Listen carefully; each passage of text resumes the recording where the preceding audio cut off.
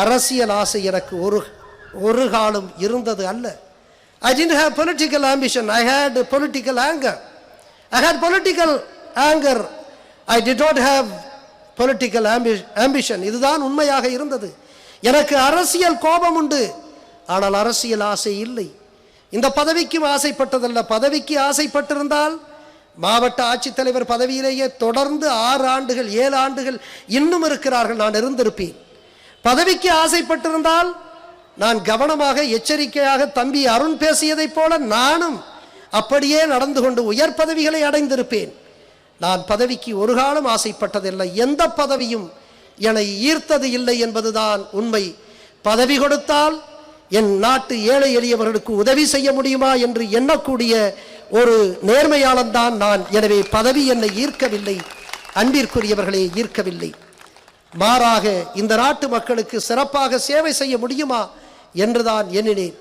ஆனால் அன்றைக்கு ஊடகங்கள் கூட எழுதின, திரைப்பட நடிகர் ரஜினிகாந்தோடு சேர்ந்து இவர் அரசியல் பயணம் செய்ய போகிறார், அவருடைய முதலமைச்சர் வேட்பாளரே இவர்தான் என்று அவரவருக்கு என்ன தோணுகிறதோ கற்பனையினுடைய உச்சம் தொட இவர்களெல்லாம் எழுதினார்கள், காட்சிப்படுத்தினார்கள், பேசினார்கள். நான் யாரிடத்திலும் பேசவில்லை. எந்த திரைப்பட நடிகரிடத்திலும் நேராக கூட அல்லது அலைபேசியிலே கூட நான் பேசியதில்லை. இதுதான் உண்மை. இன்னும் சொல்ல போனால் எந்த திரைப்பட நடிகர்களுடைய பிரதிநிதிகளை கூட நான் சந்தித்ததும் அல்ல, பேசியதும் அல்ல.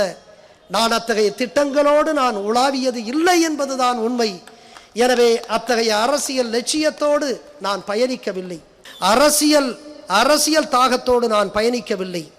எனவே எத்தனையோ கற்பனைகளை பேசினார்கள், எத்தனையோ கற்பனைகளை பேசினார். அவரோடு சேரப்போகிறார், இங்கே பேசிவிட்டார், அங்கே சந்தித்து விட்டார் என்று. அந்த திரைப்பட நடிகர்களுடைய வீடு எங்கே இருக்கிறது கூட என்று எனக்கு தெரியாது. உண்மை அதுதான். அன்பிற்குரியவர்களே, இத்தகைய சூழலில் நம்முடைய இளைஞர்கள் வற்புறுத்துகிறார்கள், வரவேண்டும் நான் அரசியலுக்கு என்று. ஆனால் இந்த அரசியல் களம் அவ்வளவு எளிதானது அல்ல, அவ்வளவு எளிதானது அல்ல.